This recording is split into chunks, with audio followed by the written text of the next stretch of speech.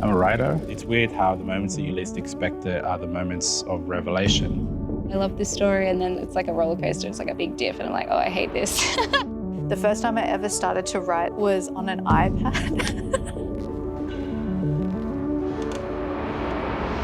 The Euro Creative Labs introduced us to machine learning tools that are trained on sets of data, a corpus.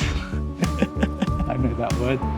You import the prompt and it uses what it knows from the data that it's been trained on to spit out a coherent response.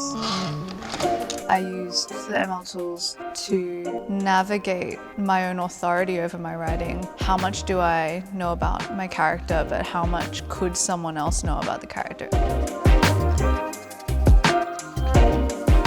There's one where you can talk to a character, which I find really useful. It spat out this line that was like, I have broken water over too many people who didn't deserve it. That's, oh, breaking water, is that like crying? Is that like raining? Like what? It set me off on this whole thing. My sister accused me of cutting off my snakes to spite my head, so I cut off my own head to spite her. The woman sitting beside the sensible man has lost her eyelids. Her eyes are completely circled. I was able to get a whole outline of a story that I wanted just by chatting.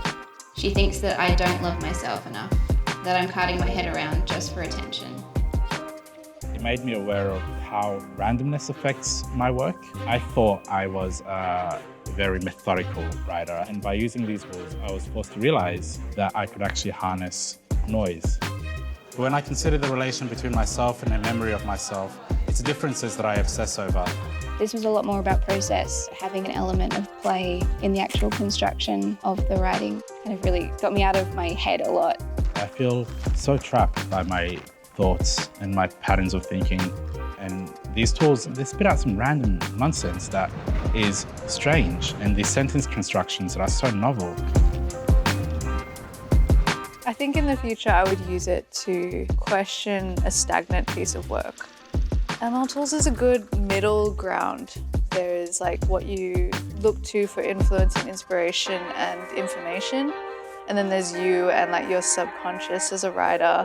And then I think it sits really nicely in between that. Her face has lost some texture. She is frozen.